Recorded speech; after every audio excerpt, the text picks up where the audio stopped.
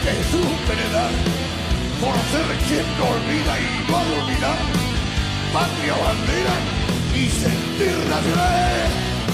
Cumpliendo un sueño de niño estoy, cantando el nombre de Juan Perón, pues de mi tierra fue benefactor, y no seré yo quien lo olvide, no. Bueno, buenas tardes. Hoy es 16 de julio. Esto lo decimos porque los programas los vamos grabando y los pasamos en diferido. Santa Carmen. ¿Eh? Santa Carmen. Santa Carmen, muy bien. Y antes de presentar al entrevistado, vamos a hacer referencia a que hoy se ha publicado el incremento de la deuda argentina en estos meses de gobierno de los anarcoliberales, o no sé cómo se quieren llamar, en 71.000 millones de dólares. En algún volante que habíamos publicado tiempo atrás, decía que en 4 meses había crecido en 43.000 millones. Bueno, ha seguido creciendo, la deuda al día de hoy aumentó en 71.000 millones de dólares. Vivir pagando, morir debiendo, parece que es una constante en la política argentina. Amigos, algo vamos a tener que hacer. Bueno, vamos a presentar a nuestro entrevistado. Un hombre de una larga trayectoria en la política argentina, en la militancia política, creo que corresponde decirlo así, en la militancia política, un hombre que desde los 14 años dedica su esfuerzo. Presidente del Partido Socialista Auténtico, ya que por ley no se puede nombrar argentino, ningún partido político, auténtico, y como él bien dice, Formoto se puede llamar Argentina, pero un partido político no se puede llamar ni argentino ni nacional. Presidente del Partido Socialista Auténtico, entonces, Mario Masitelli, bienvenido. Un gusto y un agrado encontrarnos acá. Bueno, muchísimas gracias por la invitación, así que también para mí es un gusto. Bueno, ¿y qué opinás, Mario, de este tema de la deuda eterna? Yo recuerdo perfectamente aquel tiempo en el cual Alejandro Olmos hizo la denuncia allá por 1982 sobre la ilegalidad de la deuda, una deuda fraudulenta, una deuda que se construyó para justamente condicionar el futuro de la Argentina, y bien que lo ha condicionado, ¿no?, durante todos estos tiempos. Creo que la deuda externa argentina se entiende desde la geopolítica, no se entiende desde otro lugar, ¿verdad? Este es un país que históricamente ha sido un país rebelde, un país talentoso, un país que se industrializó, que desarrolló su propia forma de vivir, un país que en algún momento no necesitó de nadie para poder subsistir como correspondía, con dignidad, con pleno empleo, con buenos ingresos para su gente, con desarrollos en múltiples áreas. Y ese país no servía al sistema. Un sistema se organiza del centro a la periferia, está claro. Y nosotros somos la periferia del sistema capitalista. Entonces, esa periferia siempre insumisa, siempre rebelde, revolucionaria, había que aplastarla. Y se ejecutaron todas las medidas durante los últimos 70 años, todas las medidas para aplastar a ese país, para no dejarlo andar. Entonces, golpes de Estado, crímenes de lesa humanidad, desaparición de personas, torturas, de toda naturaleza, ¿verdad? Incluso se indujo, lamentablemente, a la propia dictadura, cosa que ya creo que está absolutamente probado, se le indujo a tomar Malvinas, reivindicación de todos los argentinos, ¿verdad? Pero se le indujo porque estaba planificado reconquistar ese espacio. Toda la flota inglesa estaba preparada antes del 2 de abril de 1982 para retomar y poder instalar una base de la OTAN, de hecho la más grande de la OTAN fuera de Europa. Entonces, en ese contexto donde por un lado parecía que la izquierda era rebelde, pero también la derecha era insubordinada, bueno, este país había que condicionarlo.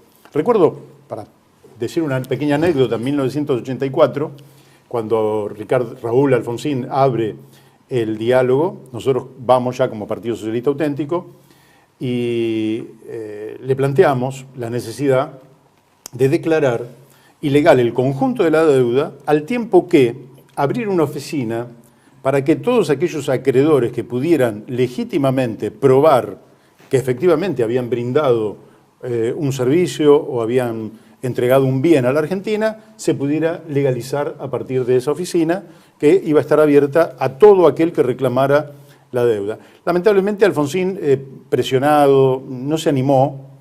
De hecho, no pudo, no supo, no quiso, como dijo, ¿no? Yo, lo cual sí, es confesión de inutilidad histórica, a pesar de su fama. Sí, yo, él lo dijo, sí, cuando me acuerdo, lo he visto en la televisión el día que entregó el poder, 6 meses antes. De hecho, entrega el poder 6 meses antes por la crisis económica y la hiperinflación. Política, además, el Estado devastado.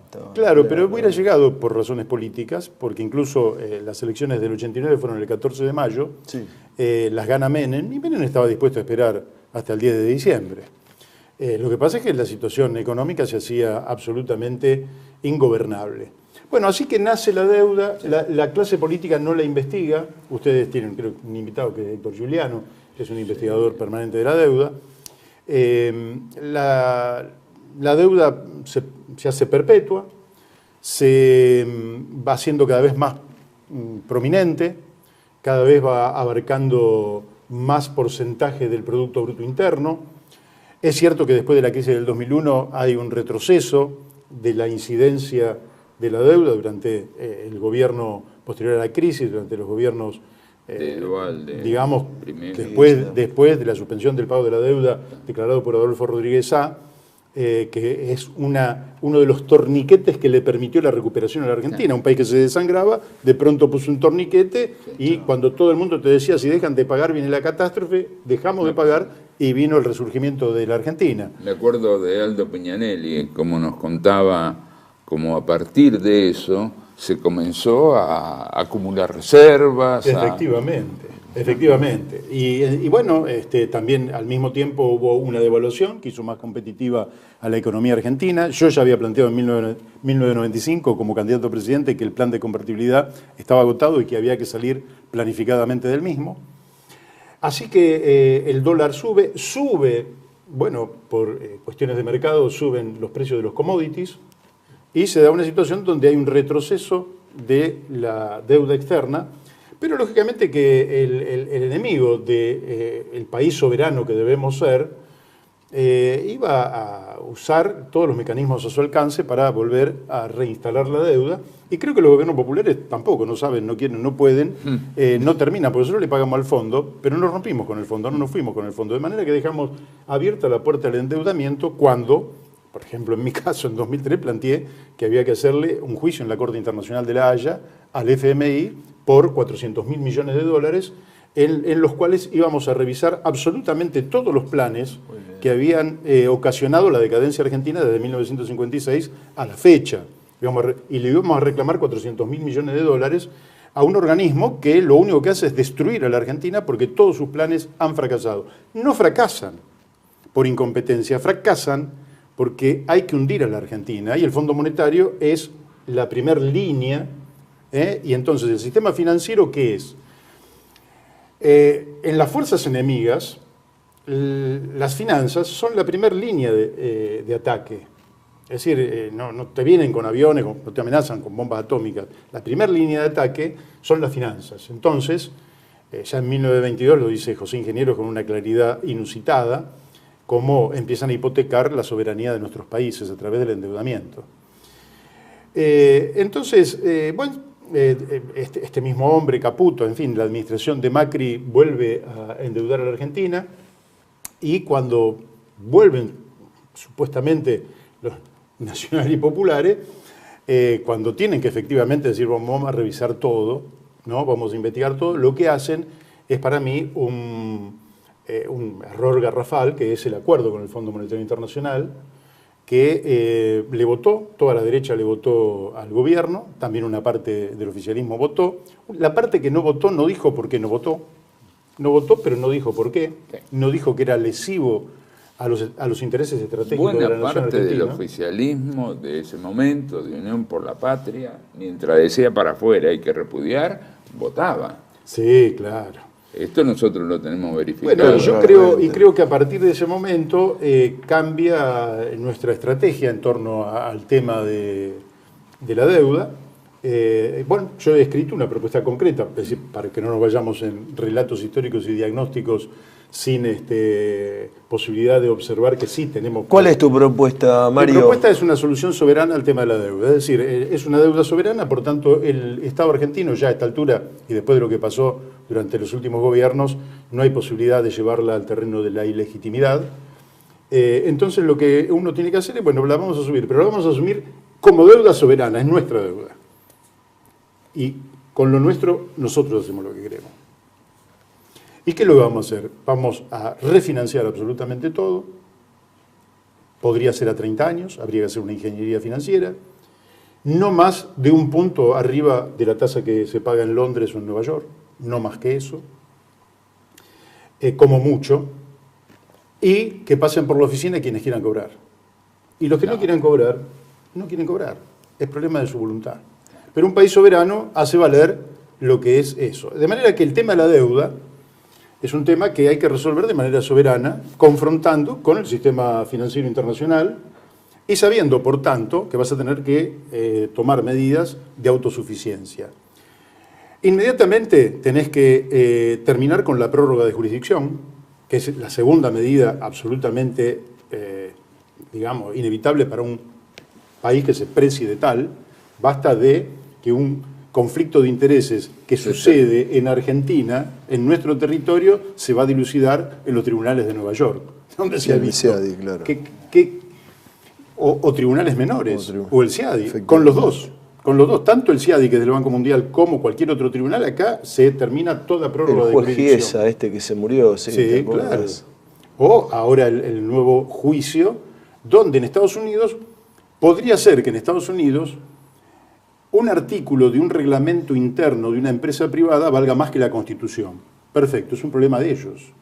Pero acá la Constitución y las leyes están por encima de cualquier reglamento. De manera que lo que diga el reglamento de YPF en torno a este conflicto nos tiene absolutamente sin cuidado.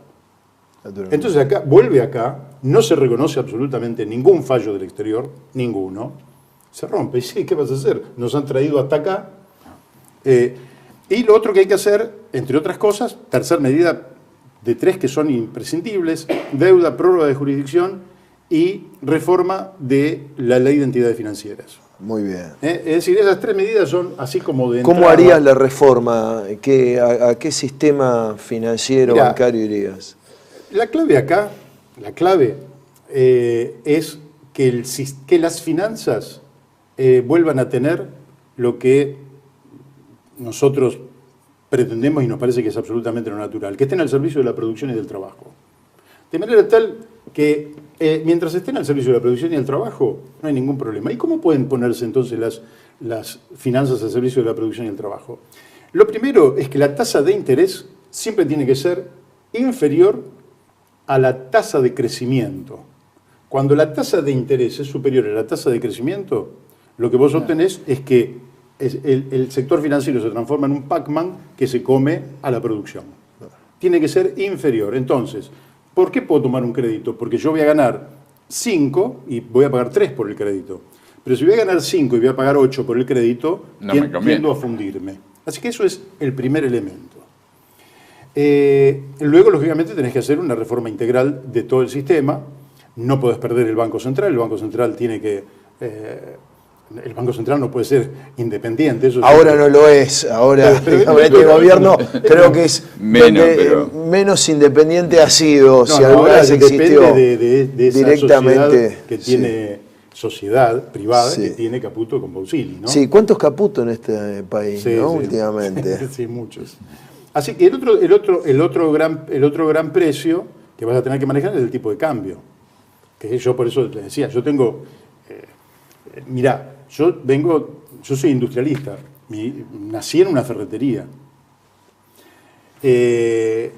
soy técnico mecánico. Correcto. Estuve 30 años detrás de un mostrador no solo atendiendo a los clientes, sino atendiendo a los proveedores, en relación con pequeñas, medianas y grandes industrias, porque te proveen grandes industrias también, y supe cómo se hizo el industricidio en la Argentina. ¿Cómo se hizo? Con el tipo de cambio. Yo te pongo un tipo de cambio muy bajo y vos no podés producir un vaso, porque me conviene más traerlo de China, traerlo de Japón o traerlo de cualquier parte del mundo. Entonces acá se dio que Martínez Dios empezó esto, y yo ya lo discutía en aquel entonces. El tipo de cambio en la Argentina va a tener que ser necesariamente alto, y después, correlativamente, vamos a tener que defender el poder adquisitivo. Yo soy socialista, defensor de los trabajadores, del pueblo trabajador. Así que después vamos a hacer una ingeniería tal que defendamos el poder adquisitivo de nuestros trabajadores en pesos. Van a perder poder adquisitivo en dólares. Pero como nuestros trabajadores no pasean por las calles de París, creo que no se nos hace mucho problema. Y si la oligarquía o algún gente pudiente quiere ir a París, bueno, va a pagar un dólar un poco más caro. Claro. Ese dólar tiene que ser lo suficientemente alto como para permitirnos la reindustrialización de la Argentina, para permitirnos tener un balance comercial permanentemente superavitario, para poder acumular reservas en el Banco Central y para poder utilizar esas reservas en saltos cualitativos en la productividad argentina. Quiero decir, cuando vos acumulás 10.000 millones de dólares, los volcás a la reconstrucción del sistema ferroviario argentino. Por ejemplo. Estratégico. En fin. Sí, la flota cuestiones mercante. energéticas, la flota mercante, etcétera, etcétera, etcétera. Es decir, que entonces, lógicamente que después de varios años donde vos has ido mejorando la productividad general de la Argentina y vas teniendo un país desarrollado, integrado regionalmente, socialmente, económicamente. Además la industrialización como ordenador social, ¿no? De que el hombre tenga un trabajo digno. Absolutamente. Que no necesita que lo incluyan, dale un trabajo digno y se incluye solo. Pero desde luego. Pero aparte porque yo te puedo decir que en la Argentina no alcanzarían los trabajadores que tenemos. Totalmente. Para, si relanzamos la obra pública, ¿no? Está parada, dicho sea, pero este por es el gobierno absolutamente parada, una cosa demencial, ¿no? Este es otro de los disparates de este gobierno. La obra pública, hace muchos años que viene mal la obra pública. Claro. Muchos años que viene mal. De hecho, no conocemos un plan nacional estratégico de obras públicas. Entonces conocemos una serie de pequeños remiendos, parches, etcétera, que se van haciendo y que te los venden como la obra pública. Para mi gusto, la obra pública es un sistema que se establece en un marco estratégico de desarrollo nacional donde vas a observar cómo va a evolucionar la provisión de energía, de dónde va a provenir esa energía, cómo vas a llevar energía a todos los rincones, cómo vas a modificar el sistema de transporte en el país. Toda la logística. Cómo vas a mejorar las comunicaciones, cómo vas a realizar un plan de viviendas que perfectamente puede ser, y no lo planteo yo, está ya recontra planteado, de 500.000 viviendas por año. Se puede ir a un plan de 500.000 viviendas por año rápidamente en la Argentina. Lógicamente que eso implica planificación estratégica, porque yo de un mes para el otro no puedo obtener la cantidad de cemento, no puedo obtener, ¿verdad? Es decir, la provisión de todos los elementos, sino que en una perspectiva, el que fabrica cemento sabe cómo va a ir increciendo su producción, el que fabrica ladrillos, el que fabrica grifería, el que hace la losa, el que hace las tejas, el que hace la chapa, el que hace los caños. Tiene que haber un proyecto. Tiene que haber un proyecto. Entonces, eso para mí es la obra pública, es decir, es un sistema integrado con una previsión suficientemente amplia como para que las administraciones transitorias de 4 años, como tenemos en nuestra Constitución, puedan tener pequeñas variantes, por derecha o por izquierda, pero vos sabés que tenés un horizonte común. ¿Cómo se crea ese horizonte común? Bueno, como verán, hay muchas propuestas. Yo propongo que hay que hacer una reforma constitucional y el Senado de la Nación, que le voy a decir, yo soy un demócrata y luché siempre por la democracia. Así que lo digo como demócrata. No sirve para nada. El Senado de la Nación no sirve para nada. Eso hay que transformarlo en un Centro Nacional de Planificación Estratégica. Y esa estructura, costosa e inútil, seguirá siendo costosa, pero dejará de ser inútil. ¿Y cómo imaginás los integrantes? ¿Como senadores que se dediquen a eso? ¿Cómo están? ¿Cómo están para que las provincias no digan, entonces perdemos poder? No van a perder ningún poder. Porque... Pero también tiene que haber representación social, los trabajadores tienen que estar representados. Bueno, yo te diría que lógicamente en la planificación estratégica tienen que estar todos, pero eso lo puede organizar el propio Centro Nacional de Planificación Estratégica, que puede incluso nutrirse no solo de todos los sectores sociales, culturales, académicos, científicos, tecnológicos que hay en la Argentina, sino que también puede darse el lujo de nutrirse de conocimientos que haya en otras partes del mundo, ¿verdad? Es decir, si vos decís, bueno, mirá, hay un plan educativo en Japón, digo Japón por decir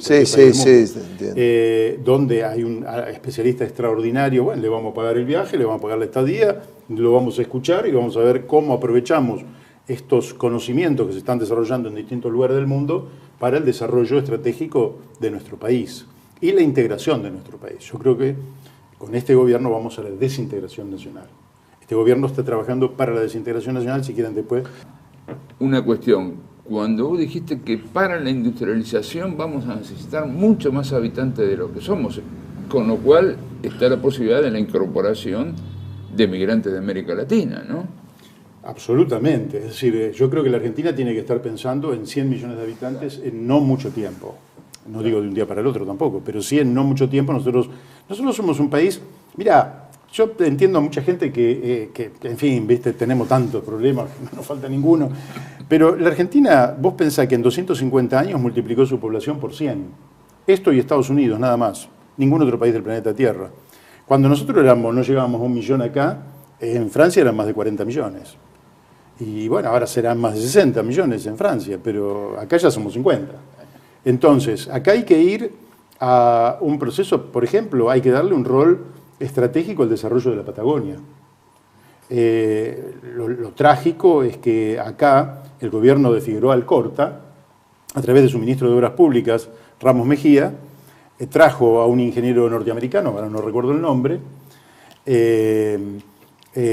que era el hombre que había hecho, era un geólogo, que había hecho el trabajo de desarrollo del oeste norteamericano y vino a la Patagonia y hizo un desarrollo de lo que debería ser la Patagonia. La Patagonia se podría haber transformado realmente en una potencia en sí misma, ¿verdad?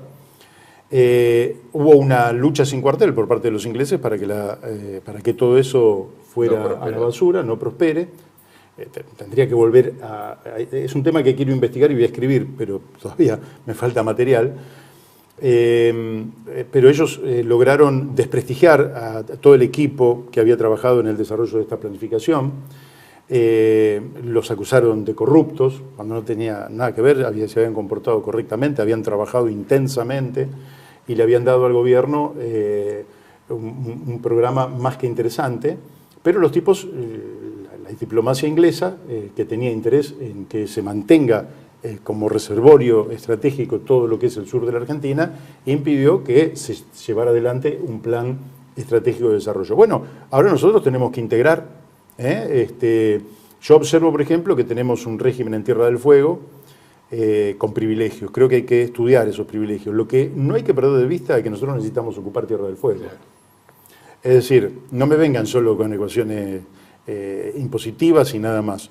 No digo que tengo algo que ver con ninguno de los intereses instalados, donde están los Caputo también metidos. Sí, sí. Vos recién hablaste de la desintegración nacional como norte, digamos así, de este gobierno de Milei. ¿Podés desarrollar esta argumentación de este problema? Sí, en principio vamos a decir que a principios del siglo XIX se va a desarrollar un sujeto que no existía en el mundo, que es el pueblo de la nación argentina. En 1800 no existía ese sujeto histórico. Ese sujeto va a emerger fruto de acontecimientos en el extranjero, como son, por ejemplo, la independencia de los Estados Unidos o la Revolución Francesa, y fruto también de todo el proceso de colonización, porque también Buenos Aires, en fin, y muchas ciudades son postas que hace el colonialismo español para sustraer la plata, en fin, las riquezas de América que se van de viaje a Europa. Estas postas se van constituyendo y van logrando una identidad, una autonomía, se van generando nuevas relaciones entre sus vecinos, ¿verdad? Comienza a crecer la idea del autogobierno. Vienen los ingleses en 1806, 1807 y obtenemos, a pesar de que en la de 1806 nos roban las 40 toneladas de monedas de plata que había en el Tesoro de la Corona acá en Buenos Aires, pero obtenemos 2 triunfos extraordinarios, con lo cual la autoestima de estos vecinos empieza a crecer y empieza a lucir junto con procesos que también se van dando en otras partes de las colonias españolas en América Latina. Bueno, hacia 1810 entonces la revolución, que se hace a nombre de Fernando VII, fíjate que todavía ese sujeto no había aparecido. En 1816 son las Provincias Unidas del Sur las que declaran la independencia, la Argentina, ¿no? Más el Alto Perú, digamos, Chuquisaca, Potosí, etcétera, y faltan las provincias de las Misiones, al oriente del río Uruguay, y también Santa Fe, Entre Ríos, Corrientes. Los pueblos libres. Los pueblos libres del sur faltan, pero ya ahí se va conformando. Y bueno, ya para la década del 20, ese sujeto se termina por constituir. Ese sujeto tiene una voluntad de ser. Y en esa voluntad de ser, ¿cómo la realiza? La realiza creando objetos, distintos objetos. Un objeto es el Estado-nación. Otro objeto es el ejército.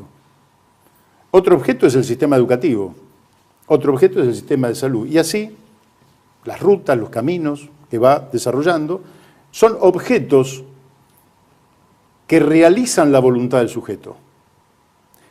Un sujeto sin estos objetos deja de serlo, porque puede tener mucha voluntad, pero no tiene con qué ser, deja de ser.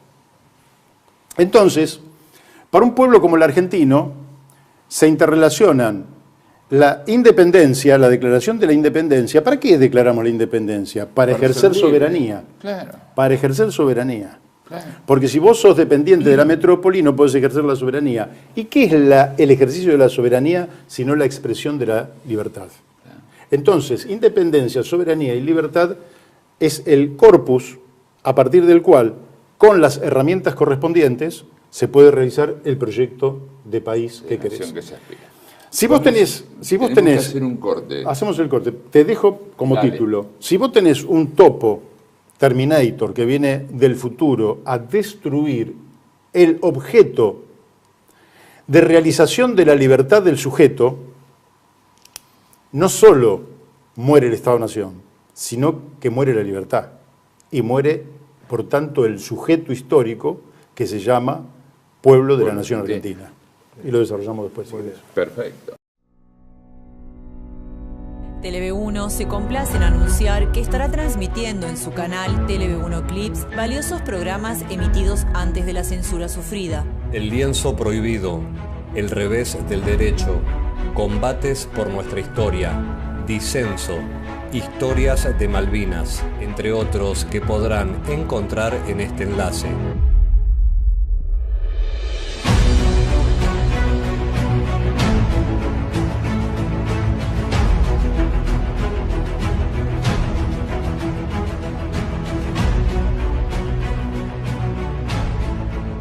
Agradecemos su aprovechamiento y difusión.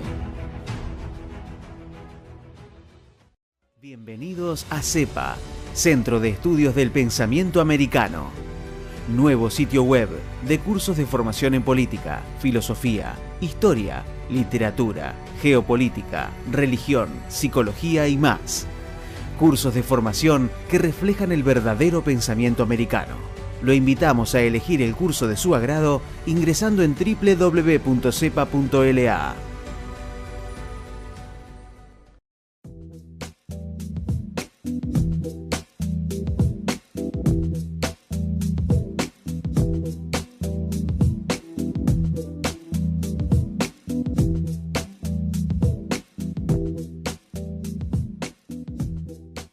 Decir siempre la verdad primero tiene un precio. Dependemos de tu ayuda. TLV1, toda la verdad primero.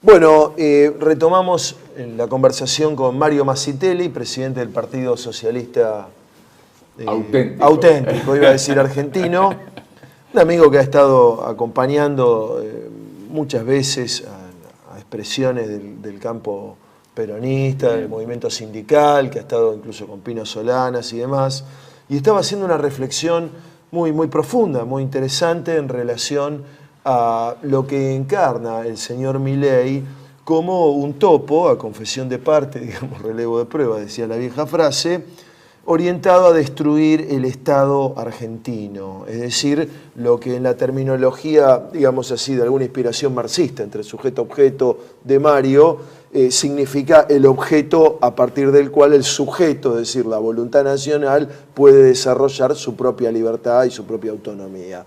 Queríamos, digamos, seguir ahondando en esta cuestión porque nosotros, evidentemente, también estamos con una caracterización similar en relación a la profundidad del proyecto colonialista que encarna el señor Milei. Bueno, yo creo que es peor que colonialista, porque en general el colonialismo se expresa con una metrópoli y una periferia, que sería la colonia, sí. Pero siempre hay, por parte del colonizador, una responsabilidad. Es decir, el rey, que había incorporado las tierras de América al Reino de España, tenía responsabilidad sobre sus súbditos. Es decir, la suerte de sus súbditos le preocupaba, aunque fuera distante y de manera indirecta. Te voy a hacer una pequeña aclaración. No estoy haciendo una analogía con el Imperio Español, sino lo estoy utilizando como léxico al uso, para hablar de neocolonialismo, profundidad de la dependencia y demolición de la voluntad y la identidad nacional. En ese sentido. Sí, está bien, y aparte como una palabra estamos yendo dentro más o del menos. léxico al uso, ¿no? La Argentina, sometida a la ideología interesada del imperio, que se llamó neoliberalismo, para mí es paleoliberalismo, porque son ideas muy viejas y es como un intento de reconstruir una situación ya superada por la historia, donde el Estado era el 7, 8, 9% del PBI y que no hacía prácticamente otra cosa más que garantizar la propiedad privada. Entonces ese Estado desapareció con la crisis de 1929, y ya no va a volver nunca más. Entonces, para mí no es neoliberalismo, sino paleoliberalismo. Pero es igual. Entonces, de lo que se trataba justamente era de debilitar el poder nacional. Para eso, entre otras cosas, se hicieron muchas concesiones en la Argentina. Por ejemplo, en la Argentina se siguió el proceso de desindustrialización durante los 90. En la Argentina se levantó el proyecto Cóndor, que no tiene nada que ver con el Plan Cóndor, el proyecto de la cohetería nacional, se levantó y se entregaron los planos de aquello a los Estados Unidos para que ellos hicieran con esos planos lo que quisieran. En la Argentina se endeudó el país para que no pudiera desarrollar. Y en la Argentina se produce una reforma constitucional que divide al país en 24 distritos, incluida la Ciudad Autónoma de Buenos Aires. Es decir, que ya no éramos el Estado-Nación, como pudimos ser al que dio la oportunidad de crear YPF, por ejemplo, cuando se descubre petróleo, el Estado Nacional dice todas esas tierras de Comodoro Rivadavia son de nadie, son del Estado argentino, punto. Ahí no se mete nadie. Entonces, dividido en 24 fragmentos, lógicamente cuando una provincia, por ejemplo, para explotar o extraer algún mineral o lo que fuera, tiene que hacer un contrato con una empresa multinacional, la relación de fuerzas no es la misma que la de un Estado-nación. Son provincias pequeñas que están en desventaja frente al poder de grandes corporaciones que les prometen cosas que después no cumplen, pero que, en fin... adornan a algunos dirigentes de esas provincias. Ese es un primer paso que lamentablemente se dio con la Constitución y que toda la dirigencia política lo compró cuando en realidad lo que nosotros necesitamos es fortalecer el Estado-Nación para que cumpla el rol de justamente un desarrollo que no dependa si tenés o no petróleo, si tenés o no soja, sino que sea un desarrollo integral del país para la elevación de toda la sociedad y la integración de toda la sociedad, limitando las desigualdades, sin extirparlas, porque las desigualdades en cierta franja son útiles, ¿verdad? Entonces, ahora lo que se viene ahora, y yo veo que la dirigencia política lo ha estudiado muy poco, es una fragmentación infinitamente superior. Esa fragmentación tiene que ver con la idea de que tiene que desaparecer el Estado. No lo digo yo, lean los libros de Milei y van a ver, él dice, el Estado tiene que desaparecer, el Estado tiene que desaparecer. Y al tiempo que desaparece el Estado, nosotros estaríamos entregando en propiedad privada fragmentos de nuestro territorio, fragmentos para que se queden con el litio, fragmentos para que se queden con vaca muerta, fragmentos para que se queden con la pampa húmeda, fragmentos para que se queden con la Patagonia, fragmentos para que se queden con el mar, porque ellos plantean también la privatización del mar, sí, fragmentar el mar y privatizarlo. Y una vez privatizado, esa propiedad privada es inviolable. Es inviolable. Con lo cual, eso es lo que firmaron los gobernadores. Yo hice una nota diciendo, perdónalos, señor, no sabían lo que estaban firmando. Porque si no dijera esto, tendría que decir que son infames traidores a la patria. Lo son. Lo son. Infames traidores. Entonces, si vos fragmentás todo el territorio en multitud de, ya no somos 24, negocios, de propiedades privadas, y esa propiedad privada es absolutamente inviolable, entrega soberanía. Entonces, lógicamente que vos ya, ese sujeto histórico, el pueblo de la nación argentina, deja de tener absolutamente cualquier tipo de herramienta para intervenir en su destino y entra a un estado de, vaya a saber cómo podríamos llamarlo. Yo creo que ni quiero definirlo, ese estado, creo que hay que rebelarse. Frente a eso hay que rebelarse y hay que constituir un gobierno nacional en serio, que además tiene la posibilidad de vincularse a distintos procesos latinoamericanos que también se paran de manos. Porque vos lo tenés a México ahí, que está y que pertenece al NAFTA y que tiene su frontera con los Estados Unidos. Pero los tipos se paran y no se dejan llevar por delante, no se dejan robar, no se dejan saquear. Y bueno, quiere decir que desde el sur del río Bravo para acá podemos tener una cantidad enorme de aliados con los cuales también defender esta postura nacional. Y en el mundo también. Además hay una tradición argentina de encabezar esa lucha. Bueno, yo creo que ya no estamos en condiciones, Hugo. Yo creo que nosotros no somos lo que fuimos. Hay que recuperar mucho terreno. Sí, pero hay una tradición en eso. Que sí, hay una tradición. Las expectativas que tenía América Latina en Argentina eran enormes. Sí. Lamentablemente, nosotros hoy quedamos atrás de países más pequeños que el nuestro. Países que tienen una relación de fuerzas distinta a la nuestra, que nosotros podríamos hacer mucho más. Ahora, nosotros somos un país, por ejemplo, bicontinental, y muy poca gente lo sabe. En la ciudad de Buenos Aires hay muy poca gente que sabe, como está ahí el mapa, somos un país que está en el continente americano y estamos en el continente antártico. Somos un país que tiene prácticamente 6 millones de kilómetros cuadrados de mar, conforme los derechos del mar de Naciones Unidas, y prácticamente nadie lo sabe. Y somos al mismo tiempo un país cuyos dirigentes políticos dicen que tenés que entregar Malvinas, o que incluso Lucas Liach dijo que no solo Malvinas, había que entregar también Tierra del Fuego, los mares del sur, el paso transoceánico y la Antártida a los ingleses. ¿Para qué? Porque eso nos genera un gasto público y el pueblo de la nación argentina se debería deshacer de ese gasto público. Es decir, con esto también es real, entonces acá hay una lucha donde los sectores nacionales debemos llegar a un acuerdo de 10 puntos, digamos, estratégicos y constituir una alternativa. Yo, dentro de las cosas que escribo, digo, acá hay que refundar la República para salvar la patria y la democracia. Hay que refundar, es decir, acá nosotros no nos podemos hacer cargo de los actos delictivos de, por ejemplo, Caputo, para que no quede como una cosa. Acá hay muchos actos delictivos y un nuevo gobierno no tiene por qué hacerse cargo. Entonces acá hay que hacer una refundación. Esto lo reclama, yo te diría, ese sujeto que es nuestro querido pueblo, que muchas veces está confundido también porque las dirigencias no le hablan con la claridad que corresponde.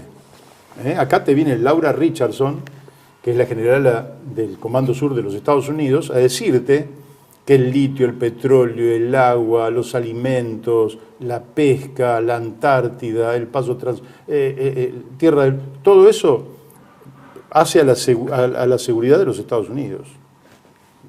¿Cómo? Y acá lo reciben. No, y además le dan el polo logístico antártico a Laura Richardson por su sola visita. Sí, y esa payasada de Luis Petri y Javier Milei disfrazados de militares, escuchando con Laura Richardson y el embajador de los Estados Unidos, y una banda nacional tocando el himno de los Estados Unidos en nuestro territorio. Es decir, los niveles de bajeza a los que de indignidad, porque atente que yo creo que la diplomacia que se formó a lo largo de 10.000 años tiene sus formas y esas formas hay que respetarlas. Hay que ser respetuoso absolutamente con todos los países del mundo y amigo de todos los pueblos del mundo. No estoy diciendo que hagamos infantilismos baratos ni nada por el estilo. Digo que la dignidad nacional te lleva a evitar esta injerencia en los asuntos internos de nuestro país, de los intereses estratégicos de nuestra nación, por parte de una generala que vela por los intereses de los Estados Unidos, que está muy bien para los Estados Unidos, pero no está muy bien para nosotros. Aprovecho, Mario, ya que hablas de Estados Unidos, para preguntarle a un socialista, nada menos que presidente del Partido Socialista auténtico. ¿Cómo ves el mundo de hoy? ¿Cómo ves la situación, esta lucha entre la unipolaridad, la multipolaridad, etcétera? Bueno, es indudable que estamos en un mundo en transición. Es decir, esta es casi una verdad de perogrullo, porque siempre está en transición. No hay otra cosa que la transición. Pero el tema es que... Y menos para un marxista como... Absolutamente. No, pero yo no soy... estamos en una transición. Dicho esto, vamos a hacer algunos cortes. 1989, caída del muro de Berlín, empieza a cambiar la relación de fuerzas de un mundo bipolar. En 1991 cae la Unión Soviética, el mundo se transforma en unipolar. Evidentemente, Noam Chomsky decía que había dos poderes en el mundo, Estados Unidos y la opinión pública mundial. La opinión pública mundial, los Estados Unidos tenían fuerzas armadas, la opinión pública mundial no tenía fuerzas armadas. Entonces había una unipolaridad. Esa unipolaridad se ejecuta entre 1991 y 2008, prácticamente sin cortapisas, es absolutamente. En 2008 se empieza a observarse debilidades al interior del propio sistema capitalista con las veleidades, porque también a ellos, ojo, también a ellos el neoliberalismo les hizo daño, también a ellos muy torpes, muy torpes. No la generación 50, 60 y 70 que habían leído a Marx, como Brzezinski. Esos no, esos son los que pelearon con éxito contra la Unión Soviética. Los idiotas que vinieron después, que empezaron con que los fierros no, con que la industria no, con que vamos a deslocalizar, con que nos vamos a dedicar nada más que a algunas tecnologías de punta, nos vamos a quedar con las finanzas, el dólar lo manejamos nosotros, que es papel pintado, etcétera, etcétera, y los chinitos se pusieron a trabajar tranquilitos ahí, no, está bien, a ustedes les sobra una maquinita, tráiganla acá que no se la va a producir, los subestimaron a los chinos, y cuando se quisieron acordar, China los pasó, ya los pasó. ¿Por qué? Porque además, en las áreas en que no los pasó, tiene una velocidad tal que aunque vos vayas adelante, ese coche viene demasiado rápido como para que vos lo detengas. Así que ya no tenés un mundo unipolar, sino por lo menos bipolar. Pero tampoco es estrictamente bipolar, porque China, a diferencia de la URSS tenía pretensiones imperiales universales. Entonces trataba de imponerte a vos su doctrina, su forma de mirar las cosas. Los chinos te dicen, no, nosotros tenemos 5.000 años, nos atendemos acá, ustedes hagan lo que quieran. Lo que quiero es hacer buenos negocios con vos, que te sirvan a vos y que me sirvan a mí. Perfecto, listo, bárbaro. Ustedes piensan lo que quieren, nosotros pensamos. Yo no somos de Confucio ni de Mao Zedong, somos argentinos, que nos podemos relacionar perfectamente. Luego, se da lo que para la geopolítica de Inglaterra es el peor de los escenarios del planeta Tierra, que es, vamos a llamarle, el RIC, que es Rusia, India y China. Ese núcleo territorial que contiene a 3.000 millones de seres humanos, un poco más de 3.000 millones de seres humanos, y que suma 30 millones de kilómetros cuadrados. Eso, para la geopolítica de Inglaterra, nunca debía unirse. Y se unió. Se unió con dos adornos, Brasil y Sudáfrica, BRICS. Ya está. Ahí ya te cambió totalmente la relación de fuerzas. Entonces, ese es el mundo emergente con mayor destino, porque además es el esclavo que se transforma en amo, porque aprendió lo que el amo dejó de hacer. El amo te fue transfiriendo a vos sos el que trabaja para el amo, un día vos sos el que sabe trabajar y el amo no sabe hacer un coño. Entonces cambiaron las relaciones de fuerza. Este es un mundo de grandes oportunidades. La Argentina perdió la oportunidad de sumarse al BRICS el 1 de enero de este año, porque tenemos por presidente un chiflado que es aparte un idiota, que no está preparado para ser presidente, porque nunca militó en política, porque no sabe, porque es realmente un tonto. Y perdimos una oportunidad brillante, porque incorporarnos al BRICS en absoluto quiere decir que te vas a pelear con nadie, no te vas a pelear con Estados Unidos porque te sumes al BRICS. Ni Estados Unidos te va a premiar porque no te sumes, que es lo que pretende él. Ni el Fondo Monetario le da la plata para que dolarice como él pretende después de haber hecho una sobreactuación en torno al alineamiento con Israel, con Inglaterra y con Estados Unidos. Claramente. Y alineado con un Israel en el peor momento de la historia de Israel, cuando está haciendo una masacre sobre el pueblo de Gaza. Lógico que no puedo defender y critico y cuestiono la intervención de Hamas en octubre del año pasado. La condeno. Sí. Ahora, la masacre de ese Estado terrorista es ineludible. Y este hombre se alinea con semejante masacre terrorista por parte de un Estado que no tuvo miramiento en matar niños y que ha llegado a decir que ningún habitante de Gaza mayor a los 6 años es inocente. Bueno, ya, en fin. Entonces, acá el mundo es multipolar, viene un mundo multipolar. Nosotros tenemos el Mercosur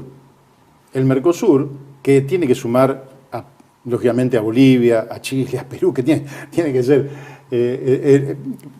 durante los primeros años. Sí, Bolivia ya está. Bolivia ya está, en fin. Y acá tenés el futuro.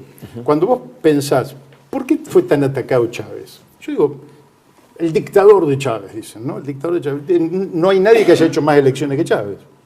Perdió una sola, la ganó todas. ¿Por qué dictador? ¿Era malo? Cuando le dieron el golpe, ¿se vengó de los que dieron el golpe de Estado? No, digo, nada, está bien, ¿qué va a hacer? Los perdonó. A ese tipo no. No, el problema no es ese. El problema es que Chávez decía, Sudamérica, somos 18 millones de kilómetros cuadrados. 18 millones, Sudamérica. Después viene el Caribe, México, etc. 18 millones, tampoco sin contar la Antártida, 18 millones de kilómetros cuadrados. Tenemos reservas energéticas inmensas. Tenemos de las reservas de agua más grandes del planeta. Tenemos el reservorio de biodiversidad más grande del planeta. Tenemos una misma cultura, tenemos una misma tradición, tenemos una misma religiosidad. Todos somos medios cristianos, todos. Bueno, flaco, unir esto es constituir una potencia nueva. Ese es el polo. Por eso lo atacan. La vieja idea de Bolívar y San Martín, ¿verdad? Efectivamente, porque hay que dividirnos. Entonces, yo veo las cosas con un optimismo extraordinario. Lo que creo es que la dirigencia popular tiene que ponerse los pantalones y volver a ser sanmartiniano. Yo nací sanmartiniano porque nací el 17 de agosto de 1956. Y trato de hacer honor a eso. Es decir, hay que ponerse de pie, no mirar al enemigo de rodillas y hacer valer lo que realmente somos y lo que valemos. Y creo que por eso el destino de la Argentina sigue siendo un destino de grandeza, pero en hermandad con la patria grande. Muy bien, muy bien. Bueno. Bueno, hemos tenido un programa súper interesante con un dirigente socialista, del Partido Socialista Auténtico, Mario Masitelli, además presidente del Instituto Argentino de Propuestas, tiene las manos llenas de propuestas, ¿no? Como dijo una vez, que no voy a nombrar. Así que estamos muy agradecidos de tu visita y bueno, y tenemos, digamos, coincidencias en aspectos fundamentales de lo que has planteado, ¿no? Yo antes que termine el programa quiero contarles algo. A Dale. Mario lo conozco por un queridísimo amigo que ya no está entre nosotros, que fue Mario Cafiero. Ah, sí. Ah, gran Sí, fui muy amigo de Mario de la década del 80 en que nos conocimos. Y la verdad es que Mario era un tipo muy inteligente, muy comprometido con la nación y el pueblo, y su muerte es una pérdida que supera lógicamente largamente el espacio partidario de Proyecto Sur, de la misma manera que Alcira Argumedo y Pino Solanas, y que es un patrimonio humano extraordinario, y él se fue a temprana edad. Así que bueno, que sirva de homenaje y de recuerdo a Mario Cafiero.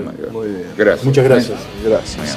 Por este resistente superedad, por ser quien no olvida y no ha de olvidar, patria, bandera y sentir nacional. Cumpliendo un sueño de niño estoy, cantando el nombre de Juan Perón, pues de mi tierra fue benefactor, y no seré yo quien lo olvide, no.